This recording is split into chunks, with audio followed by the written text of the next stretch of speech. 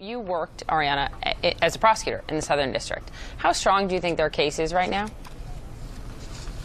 The case is extremely strong, and you can really read that in the detention memo that the Southern District of New York prosecutors filed yesterday in their arguing for keeping Jeffrey Epstein in jail pending trial or a resolution in this case. In that memo, they outline the many victims that they have spoken with, whose testimony lines up with or corroborates with much of the other evidence in the case. In fact, over the weekend, they executed a search warrant at Epstein's $77 million Manhattan residence. And in that search, they uncovered hundreds, the prosecutors said, maybe even thousands of nude and partially nude pictures of women, some of whom appeared to be clearly underage.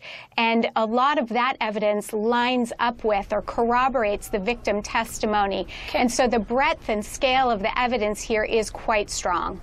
So, Ariana, before we go on this, just another point, because you were a prosecutor with the Southern District of New York, I don't understand why a decade ago, when this agreement was made in Florida, people knew this is a big, sort of high-flying, politically connected guy with a big house right here in New York City as well.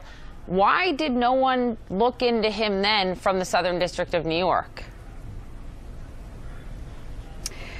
Well, you know, cases come to prosecutors' offices in different ways. It clearly, in this case, it went to the Southern District of Florida, which is a district that centers around Miami. That case came from the Palm Beach Police Office. So as an investigative route, it initially went to Florida. But you're right, Poppy, this case very well could have come to New York. It didn't happen to have come to New York, so far as we know.